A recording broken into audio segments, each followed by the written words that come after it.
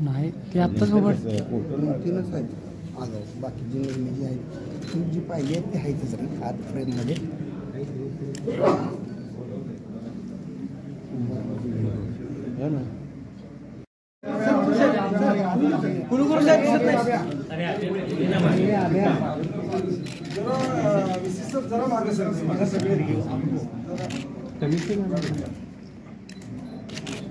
छत्रपती शिवाजी महाराजांचा जय असो. छत्रपती शाहू महाराजांचा जय असो. लोकराजा राजर्षी छत्रपती शाहू महाराज की जय.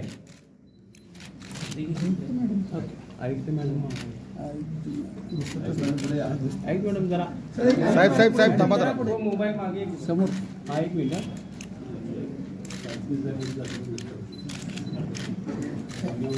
ओके थँक्यू धन्यवाद. बावड्यापुरचा आम्ही ऐकायचं. बावड्यापुरचा आम्ही ऐकायचं. लोकराजा राजर्षी शाहू महाराजांच्या आजच्या 101व्या जयंतीच्या निमित्तानं शाहू महाराजांना अभिवादन करण्यासाठी संपूर्ण जिल्ह्यातून तमाम सगळे नागरिक येत असतात.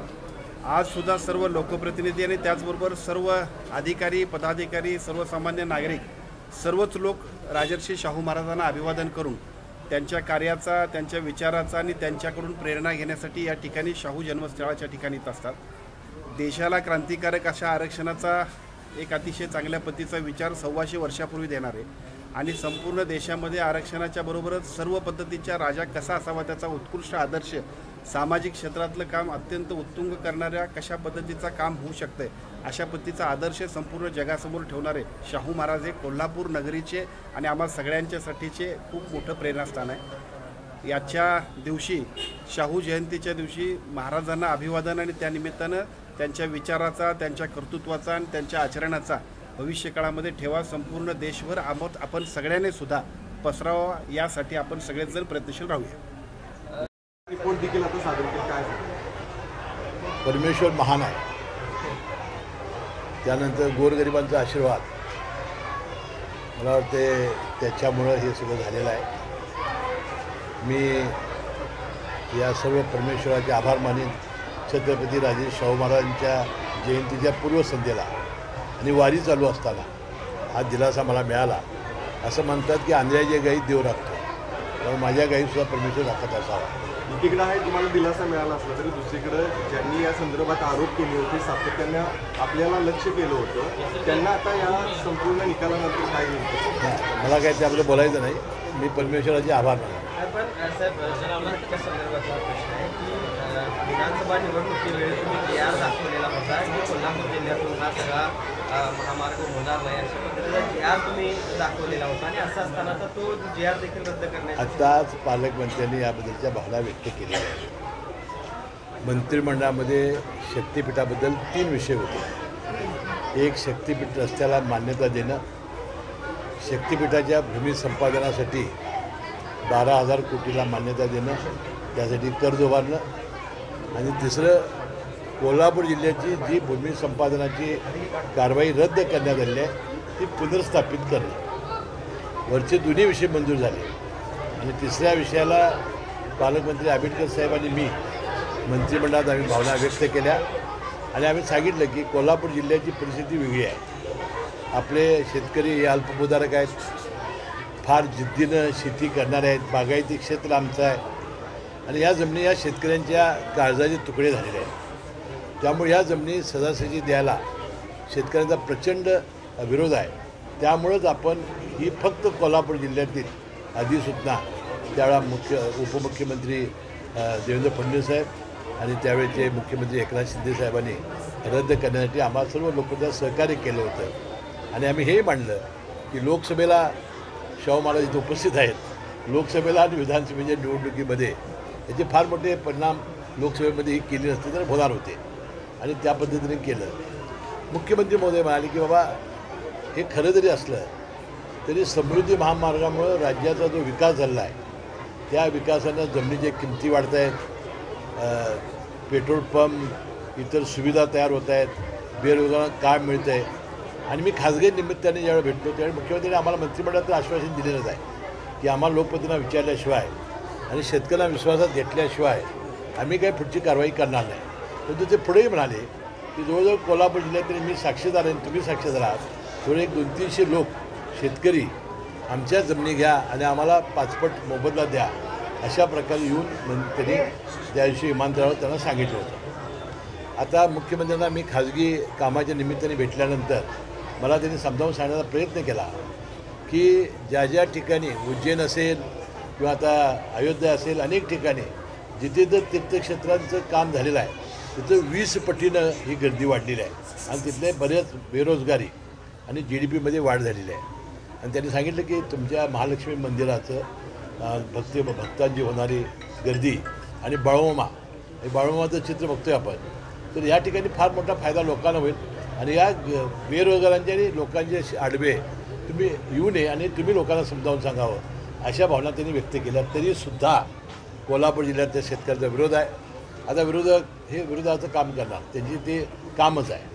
परंतु माझं मत आहे की शेतकऱ्यांना विश्वासात घेतल्याशिवाय मुख्यमंत्री आपला शब्द पाळतील आणि ते म्हणाले होते आम्हाला शक्तीपीठ करता रस्ता करायचा आहे पण आमच्यावर आम्ही कोणावर लादणार नाही. साहेब, आपण देखील विरोधात काही प्रमाणात त्याला विरोध दिसतोय. मग मुख्यमंत्र्यांचा हा ड्रीम प्रोजेक्ट आहे, मग नेत्यांची देखील मग हातबल आता त्यांनी MSRDCनं 3-4 पर्याय आणलेले आहेत.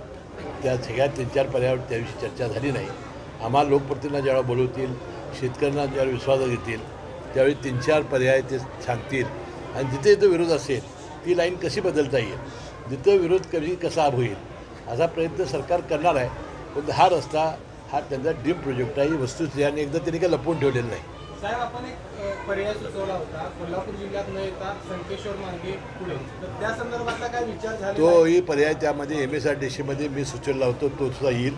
त्याविषयी काही पर्यायावर चर्चा झाली नाही. आमचं म्हणणं की सांगलीपासून कोल्हापूरच्या हायवेला तर येणार आहे. हायवेपासून आपल्याला महालक्ष्मी मंदिर आणि बाळूमामा 2 मंदिराकडे जायचं आहे. तर मला वाटते त्यानंतर आपल्याला पात्रादेवीला जायचं आहे. त्यासाठी आपल्याकडे रस्ते तयार आहेत, समांतर रस्ते तयार झालेले आहेत आणि यापूर्वी आपल्या जिल्ह्यात जिथे जे रस्ते झालेले आहेत त्या भराव्यामुळे सुद्धा महापूर येते ही सुद्धा अडचण आम्ही सांगण्याचा प्रयत्न त्याविषयी केलेला आहे. माळेगाव कारखान्यामध्ये अजितदादांना घुमघुमीत असं यश मिळालं. जी आकडेवारी मिळालेल्या मतांची समोर येते. पवार साहेबांनी देखील मदत केली अशा पद्धतीने चर्चा. पवार साहेबांनी पॅनल उभं केलं नसतं तरी मतात की अजितदादांचं वाढलं असतं. सर, निर्णय महत्त्वाचे घेतलेले आहेत, कसं बघता याकडे? कारण एका बाजूला विरोध वाढत असताना अशा पद्धतीनं निर्णय. मला वाटते निवडणुकीच्या आधी शक्तीपीठ महामार्ग रद्द अशी तत्कालीन मुख्यमंत्र्यांनी भूमिका घेतली होती आणि जाहीर केलं होतं, ते सगळ्यांच्या समोर जाहीर केलं. मग मतासाठी फक्त घोषणा होती का असा प्रश्न आता जनतेला या ठिकाणी पडला.